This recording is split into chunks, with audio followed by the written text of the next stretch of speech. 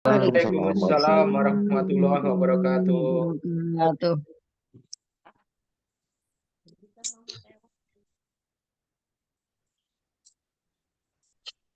Bismillah, alhamdulillah. Alhamdulillahilladzi amarna al-i'tisama bihablillahi matin.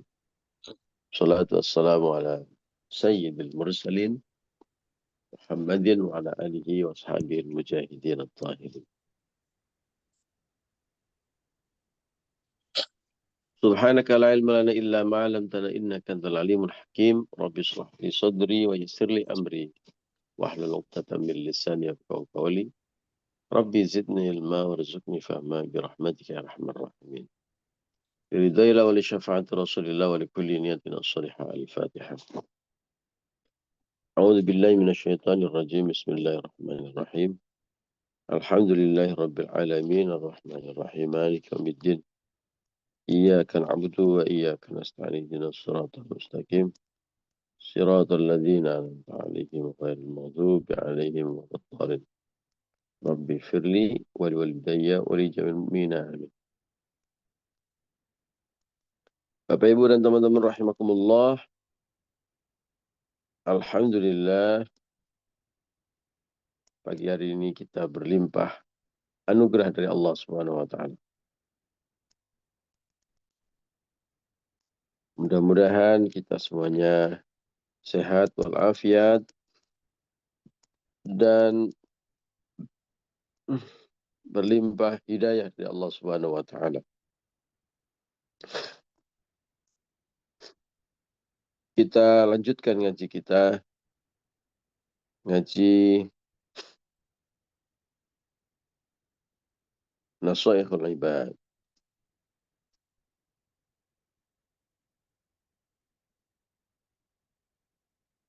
Kita sudah sampai di bab ketiga.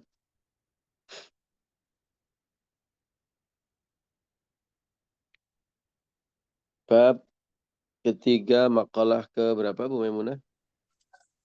Oh ya Ustadz, bab 3 makalah ke-33 tentang sifat zuhud. Kita lihat zuhud itu dulu Ustadz menurut bahasa Indonesia Ustadz, atau Kamus Besar Bahasa Indonesia, supaya kita lebih memahami makna zuhud itu apa sebenarnya. Ya, makna zuhud dalam Kamus Besar Bahasa Indonesia itu adalah perihal meninggalkan keduniawian atau sikap tidak mencintai dunia dan lebih mengutamakan kehidupan akhirat. Bukan berarti harus miskin, tetapi hatinya tidak terikat pada harta dunia, hanya mengambil secukupnya untuk hidup. Itu artinya dalam Kamus Besar Bahasa Indonesia. Sudah 2 orang yang menyatakan bahwa sifat zuhud ini. Yang pertama, yang kita ambil yang 33 dulu karena dia berdasarkan etimologi ini. Yang makalah 33, makalah diriwayatkan oleh Abdullah ibnu Abbas radhiyallahu anhuma. Dia sifat zuhud ini terdiri dari 3 huruf katanya, yaitu zahadal. Za berarti zadun lil ma'ad, yaitu berarti mencari bekal untuk akhirat. Yang kedua, ha dalam kata zuhud bermakna petunjuk agama. Yang ketiga, dal itu harus istiqomah atau terus menerus dalam ketaatan atau sikap mental. Yang sebelumnya makalahnya yang disampaikan oleh Ibrahim bin Azam. Dia bagaimana caranya dia sifat zuhud ini, bagaimana dia menemukan jalan zuhud ini. Dia menyampaikan ada 3 cara dia jalan zuhud ini. Dia lihat yang pertama, aku melihat kuburan atau muhisat yang sepi. Yang kedua, aku melihat jalan yang panjang dan jauh di akhirat dan tidak ada yang bersamaku berpegangan dan yang menolongku dari jarak yang begitu jauh. Yang ketiga, aku melihat zat yang maha perkasa atau Jabbar yang mampu memaksa kepada hambanya atas semua perkara yang dikehendaki olehnya. Jadi Allah di sini sebagai hakim dan aku tidak ada pembelaan terhadapnya. Nah, itulah Ustadz, ada 2 orang yang sudah menyampaikan zuhud ini. Kita lanjutkan kalau masih ada zuhud, Ustadz. Siap. Terima kasih Bu Maimunah. Iya, sama-sama Ini Ustadz. mendengarkan rekamannya atau rangkumannya udah seru dari Bu Maimunah ini. Alhamdulillah. Baik, kalau begitu kita lanjutkan ke makalah yang baru. Makalah ke-34.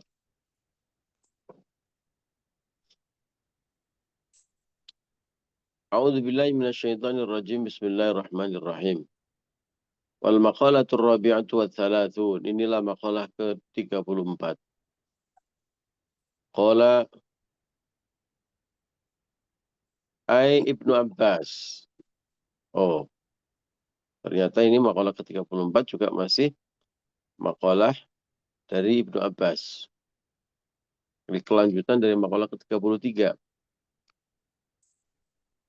Fi maudhi'i akhar. Dalam kesempatan yang lain. Dalam kesempatan yang lain, Ibnu Abbas juga berkata bahwa azudu salah satu akhrufin, zuhud itu terdiri dari 3 huruf. Sama dengan yang pertama tadi.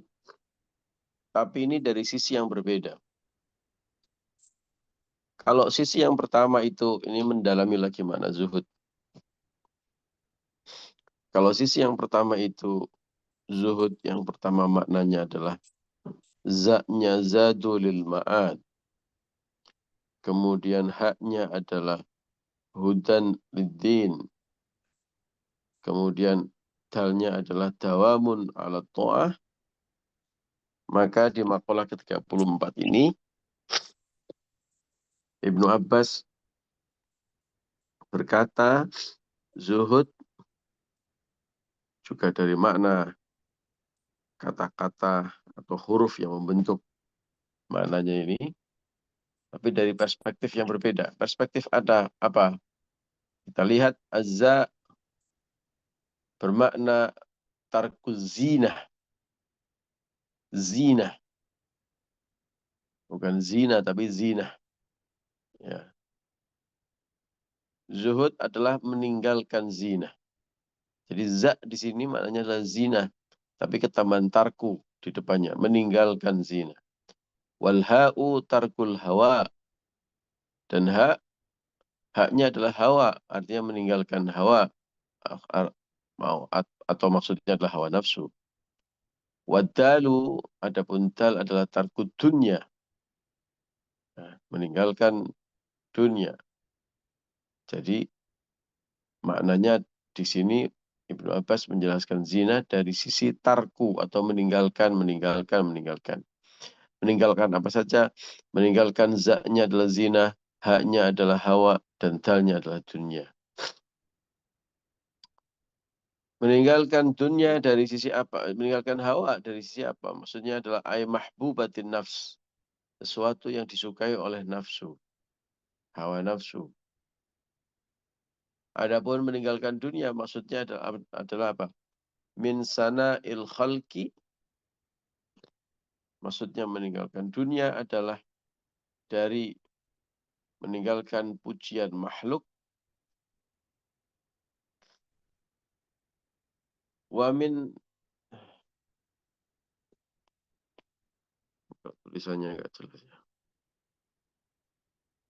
Wa minat tana'umi wa tawassu'i fil makili wal masyaribi wal malabisi wal masakin. Oh gini.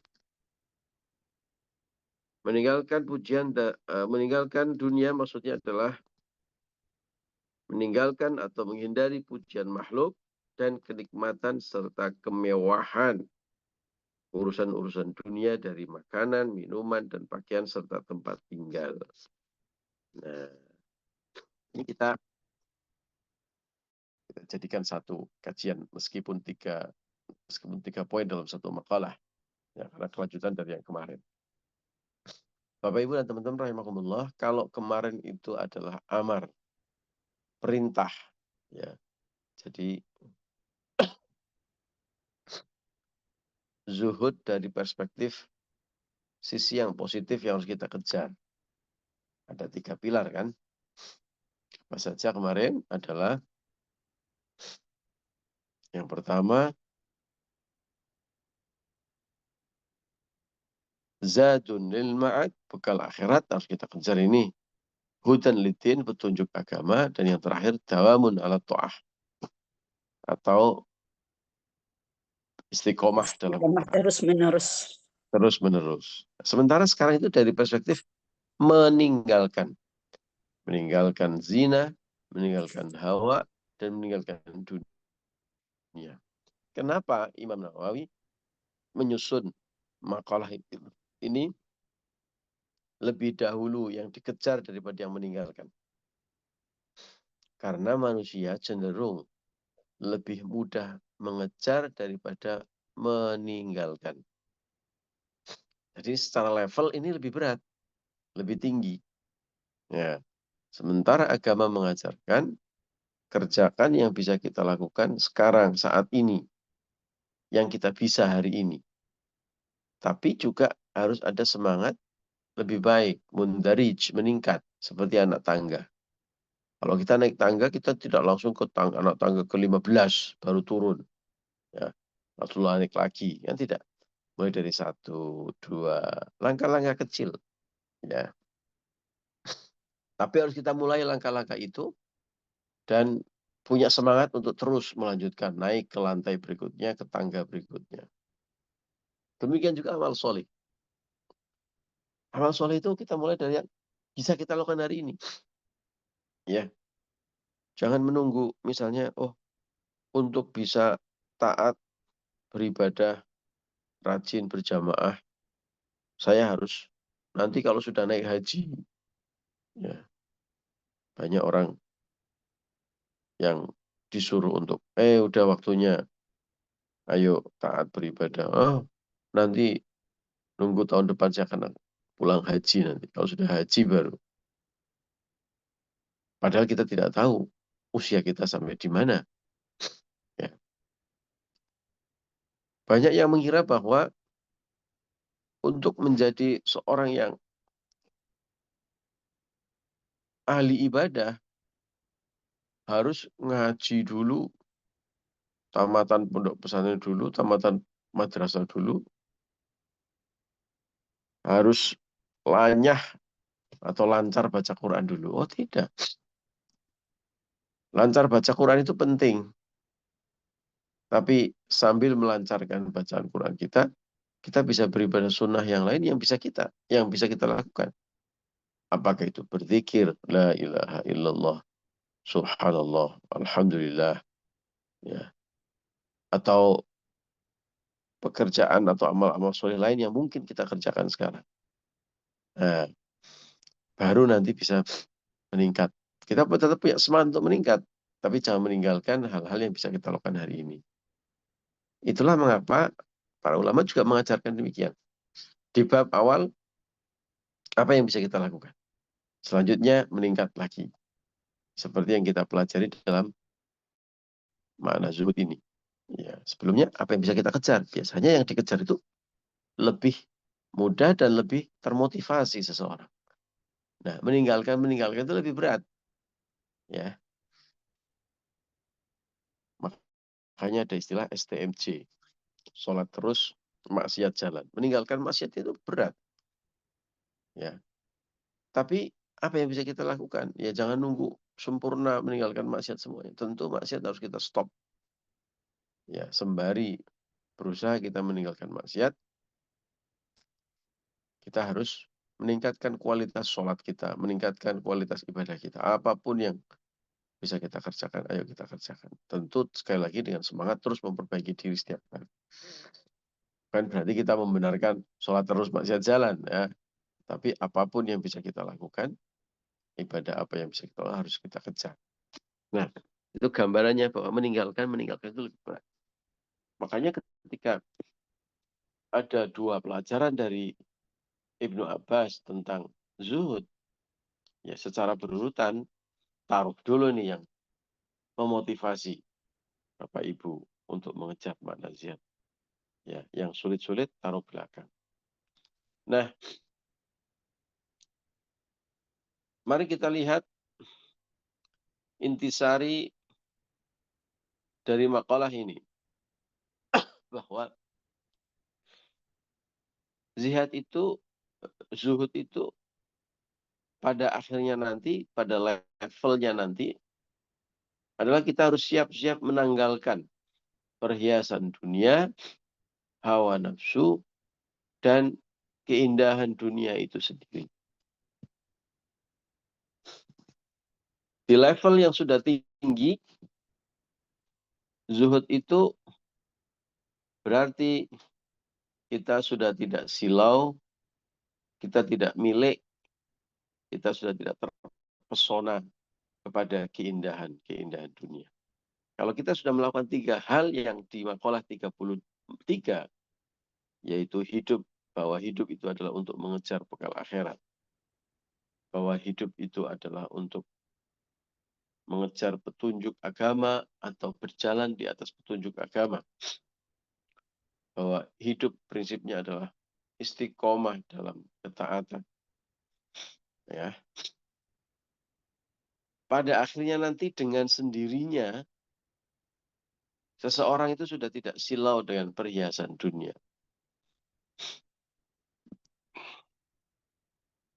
Semegah apapun, kalau itu urusan dunia, ya, yang muncul dari bibirnya adalah Masya Allah, Subhanallah, Alhamdulillah. Selesai. Alhamdulillah, segala puji bagi Allah yang telah menciptakan ini dan menganugerahkan ini kepadaku. Bersyukur. Ya, bukannya kemudian tidak mengakui, bersyukur. Tapi kemudian Masya Allah, Subhanallah. Ya. Anugerah sebesar ini semata-mata karena kemahakuasaan Allah. Sama sekali nggak melihat apa sombong-sombongnya kita. Ya, ujub-ujubnya kita. Semua ini adalah anugerah. Hadza min fadli Rabbi. Semua ini adalah anugerah Allah Subhanahu wa taala. Kemudian subhanallah, maha suci Allah. Allah menciptakan ini tiada celah, ya. Tiada salah. Tidak mungkin Allah melakukan kesalahan dalam menciptakan ini. Dalam menghadirkan ini untukku. Ya. Karena ini adalah ciptaan Allah yang Maha Kuasa.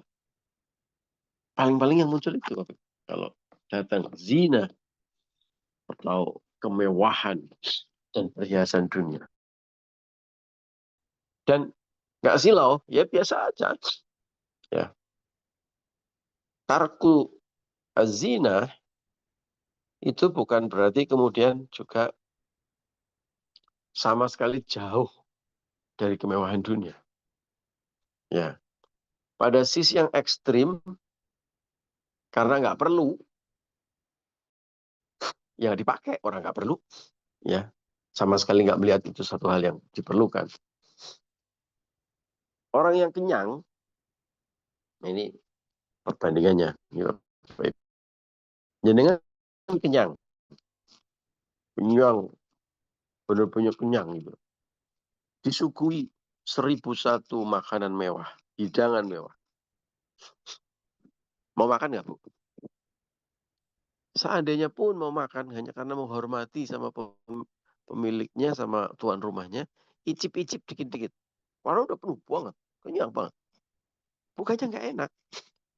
Bukannya nggak wow. Ini wow. Ini rendang yang paling enak. Dari Bu Aiza dan Uda Faisal dan Bu Maimunah. Ya. Kemudian Bu Lulu bawa nasi kebuli yang paling enak. Ya, cap Kak Lulu. Ya. Kemudian apalagi Teh Lilis mengeluarkan siomay Bandung, ya, yang paling enak. Semua makan yang nikmat-nikmat enak. Tapi kita itu kenyang, full. Apa kita berselera untuk ngambil itu? Mergo ya Pak, mergo. Mergo. Oh iya, mergo. Kemarin saya habis dari mergo sama anak-anak sama Bunda Lis. Ya. Kalau ke mergo Nostalgia di pasti aku Bandung katanya. pesannya genjer, ingat Bapak. Iya. Tapi kalau kita lagi kenyang, ya, apa mau kita habisin, makan saja sudah nggak berselera karena kenyang. Nah, begitulah orang yang zuhud. Orang zuhud itu ada kemewahan dunia, ada jabatan, ada semualah kemewahan dunia, harta dan sebagainya. Tahu itu makanan yang enak, tahu itu dunia yang sangat memukau. Tapi karena udah kenyang, udah kenyang itu karena nggak perlu tadi kan. Di makalah sebelumnya kita pelajari. Kenapa nggak perlu? Ya karena itu hidup itu kita sekedar untuk mencari bekal akhirat. Sehingga kemudian mereka mengakui bahwa itu nikmat Allah yang sangat luar biasa, kagum kepada Allah, terima kasih kepada Allah, tapi nggak bakalan menghabiskan itu semuanya. Seandainya diambil pun itu icip-icip, sekedar untuk menghormati yang punya, yaitu Allah Subhanahu Wa Taala. Bahkan kadang-kadang ada, udahlah, terima kasih ya Allah, tapi saya tidak akan memakannya, saya tidak akan mengambilnya, karena saya sudah kenyang. Gitu Bapak Ibu perumpamaannya. Ya, dengan dunia begitu. Abdurrahman bin Auf itu kurang apa dengan dunia? Ya, kemarin kita belajar dari Imam Abu Hanifah. Imam Abu Hanifah itu kurang apa dengan dunia? Ya, berlebih, wow. Mereka orang-orang yang nggak milik, tapi nggak milik itu artinya nggak apa, nggak menguasai, nggak tertipu, nggak terpukau, nggak termehek-mehek. Nah, makanya kita ketika mendengar kapalnya karam, ya Imam Abu Hanifah ya malah alhamdulillah. Ya alhamdulillah udah. Ini apa urusan perhiasan dunia diambil sama yang punya. Uwais Al-Qarni juga demikian. Masih ingat kisahnya Uwais Al-Qarni? Ya. Uwais Al-Qarni ini hidup di zaman setelah era sahabat. Tabi'in namanya. Ya, sampai sekarang statusnya sebagai tabi'in karena meskipun sebenarnya sempat hidup ketika Kanjeng Nabi masih Sugeng, masih hidup, tapi beliau nggak pernah bertemu meskipun berusaha untuk bertemu. Ya, ketika Uwais datang ke Madinah, Kanjeng Nabi sedang ekspedisi dakwah keluar sehingga nggak bertemu. Tapi hebatnya Uwais, Kanjeng Nabi itu sampai memerintahkan kepada Umar dan Ali, Sayyidina Umar dan Sayyidina Ali. Kita tahu Sayyidina Umar itu adalah salah satu manusia terbaik, sahabat Nabi terbaik. Baik ketika masih hidup maupun sampai meninggal dunia. Buktinya apa sampai sekarang? Beliau jasadnya dimakamkan di sisi Kanjeng Nabi. Bayangkan manusia semulia itu bersama dengan Sayyidina Ali. Kita tahu Sayyidina Ali juga luar biasa kemuliaannya. Salah satu orang yang pertama kali masuk Islam. Sejak kecil dibimbing, berjuang, dan membela Kanjeng Nabi. Sejak kecil bayangin. Masih kecil kok sudah membela Kanjeng Nabi itu. Ingat peristiwa hijrah kan? Ya, hijrahnya Kanjeng Nabi dari Makkah ke Madinah. Ya. Kemudian ketika sudah menjadi pemuda, itu menjadi pahlawan Islam, panglima perang, ya, di banyak peristiwa-peristiwa perang besar. Kemudian keponakan Kanjeng Nabi, kemudian dipek mantu sama Kanjeng Nabi, menikahi putri kesayangannya, Sayyidatina Fatimah Az-Zahra. Kemudian menjadi salah satu khalifah di era Khulafaur Rasyidin. Kemudian menjadi seorang yang ilmunya sangat luas sampai mendapatkan gelar Ana Madinatul Ilmi wa Aliyu Babuha. Aku Nabi adalah kotanya ilmu dan Ali adalah pintunya. Kurang apa lagi kemuliaan Sayyidina Ali. Sayyidina Umar dan Sayyidina Ali, orang yang sangat mulia, dapat wasiat pesan dari Kanjeng Nabi. Le, kamu cari orang yang namanya Uwais Al-Qarni. Orangnya cirinya begini, begini, begini. Salah satu ciri yang susah, yang paling unik adalah di tangan Uwais itu ada bekas, ada kayak bekas apa namanya, bekas luka lah, ya mungkin gampangannya begitu ya. Ada tanda di tangannya, di balik tangannya itu. Tahuan, beda dengan yang lain. Kalau kamu ketemu orang ini, kamu minta doa. Bayangin, Sayyidina Ali sama Sayyidina Umar, orang semulia itu suruh minta doa kepada Uwais Al-Qarni. Betapa dahsyatnya ini manusia ini satu ini, Uwais ini. Ya kan kebayang. Ya, ada seorang salesman hebat, sakti mandraguna, sampai target terus gitu ya. Ada seorang sales manager yang berkali-kali jadi sales manager of the year gitu. Apa prestasinya luar biasa. Tiba-tiba dikasih pesan, kamu nanti kalau ketemu orang yang namanya Bapak Faisal, ciri khasnya begini-begini, kamu cium tangan minta doa ya sama dia. Gimana? Gimana nggak hebat itu namanya Pak Faisal itu? Pasti hebat sekali kan. Dan betul, ya Allah memberikan menetapkan takdir Sayyidina Umar dan Sayyidina Ali ketemu dengan Uwais suatu hari. Setelah dicek ciri-cirinya, sama persis dengan yang disampaikan oleh Kanjeng Nabi. Yang pesan Kanjeng Nabi loh. Ya gimana? Nggak penting ini pesan ini. Pesannya Kanjeng Nabi. Ya. Di sisi yang lain ini juga pelajaran buat kita. Ya, pelajaran apa? Satu, kalau kita punya anak, ya, punya saudara yang lebih muda, ya, salah satu pesan ke mereka itu, ayo senang silaturahmi kepada orang alim, dan kalau ketemu orang alim, minta doa. Nah, itu pelajarannya Kanjeng Nabi loh, jangan, wah itu bid'ah. Kanjeng Nabi yang memerintahkan, bahkan yang diperintahkan itu Sayyidina Umar dan Sayyidina Ali. Minta doa kepada Uwais Al-Qarni. Ya, jadi senang silaturahmi dengan orang alim, dan kalau ketemu orang alim minta doa, jangan lupa minta doanya jangan cuma buat kita. Kiai minta doanya ini mudah-mudahan masuk target. Masuk target didoakan kemana-mana, ya bagus. Tapi ada yang lebih hakiki, ya, ada yang lebih penting.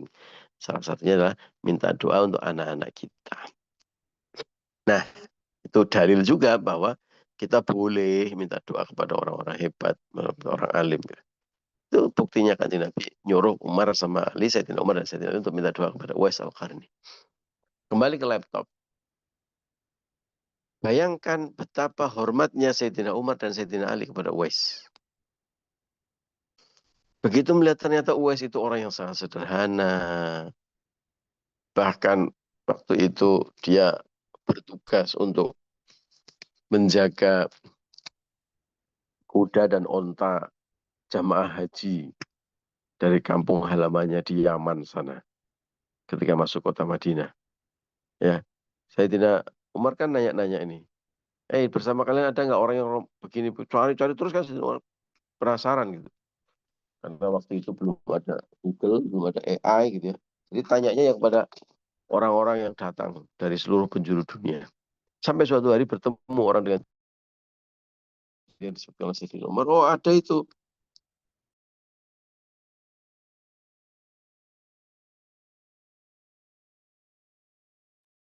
Oh iya, di mana dia sekarang?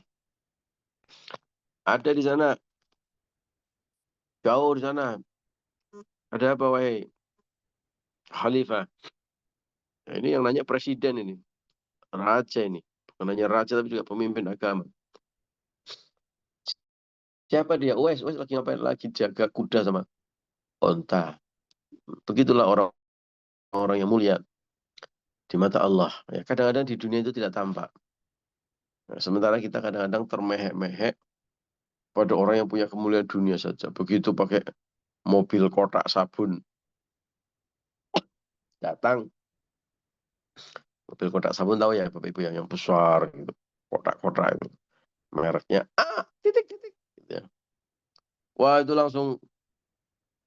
kita langsung apa namanya, menganggap ini orang yang hebat, dicium tangannya dan sebagainya. Padahal kadang-kadang orang yang mulia di mata Allah, ya, saking zuhudnya beliau, nggak penting, nggak menganggap penting yang gitu-gitu, yang urusan dunia.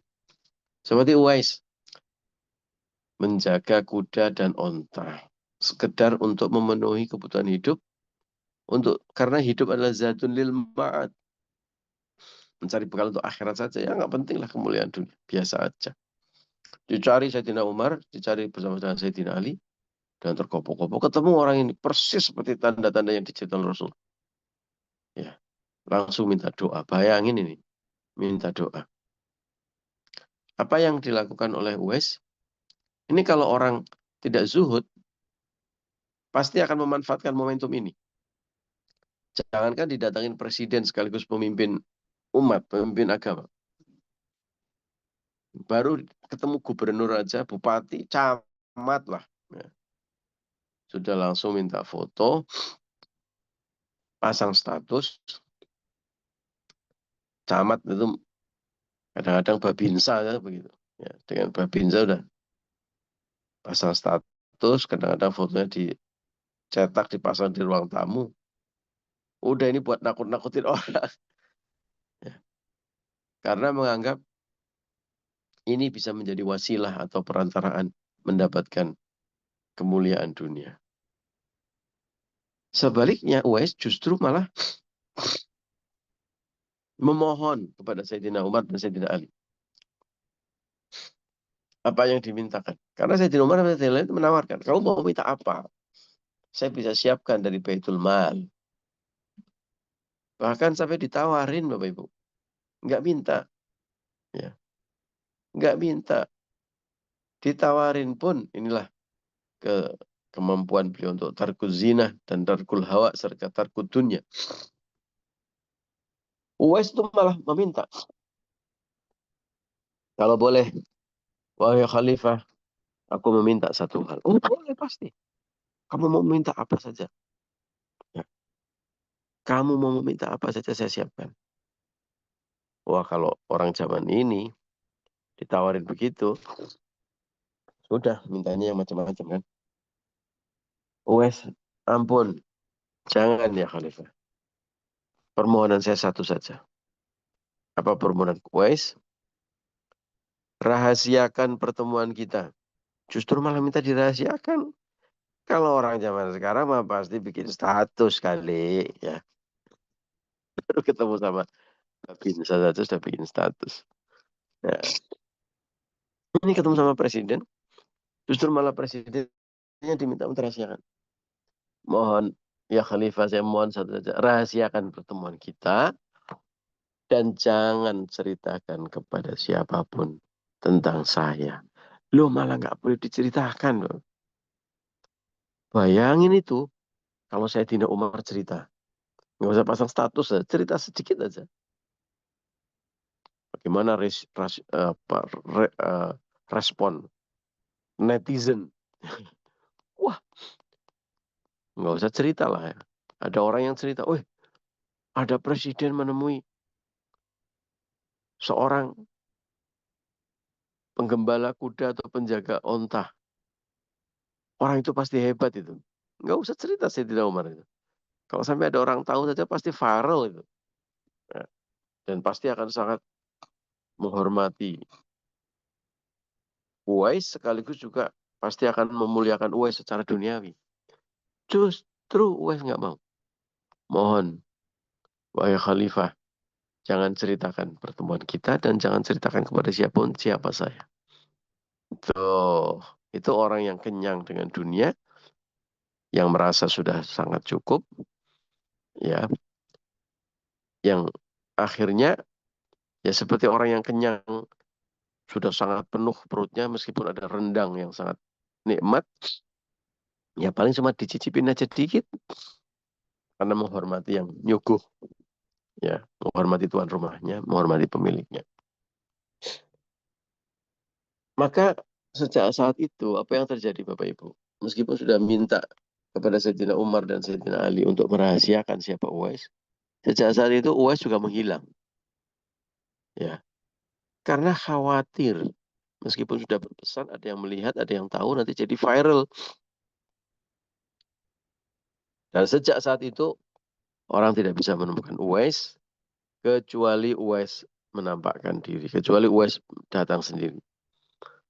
Dan itu kadang-kadang orang melihat Uwais ada di kota, kadang-kadang melihat Uwais ada di kampung, di gunung, kadang Uwais melihat Uwais di laut, ya.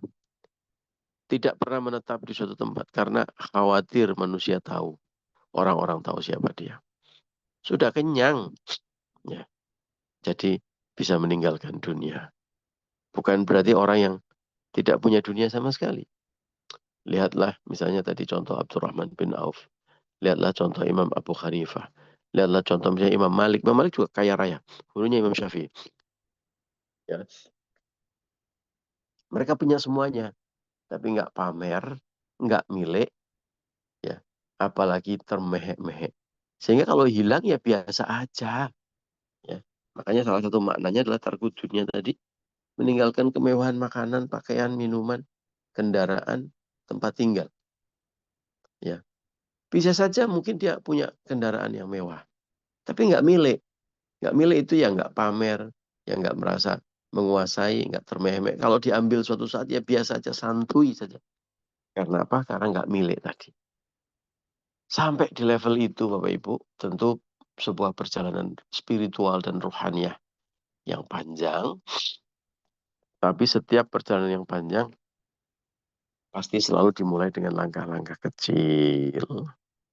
Every single journey begin with a single step. Setiap perjalanan panjang dan besar selalu dimulai dari langkah kecil. Bagaimana langkah kecil itu? Kembali ke makalah sebelumnya. Ayo kita sama-sama menanamkan di otak kita, di bawah sadar kita, bahwa hidup itu adalah semata-mata zatun lil ma'ad, semata-mata upaya untuk mengumpulkan bekal akhirat, dan lidin, semata-mata berjalan atas petunjuk agama. Jangan pernah dalam satu kejap, meskipun satu saat saja, meninggalkan petunjuk agama. Dan hidup adalah dawamun ala ta'ah, terus-menerus dalam ketaatan Allah kepada Allah Subhanahu wa Ta'ala. Kalau itu sudah kita tanamkan dalam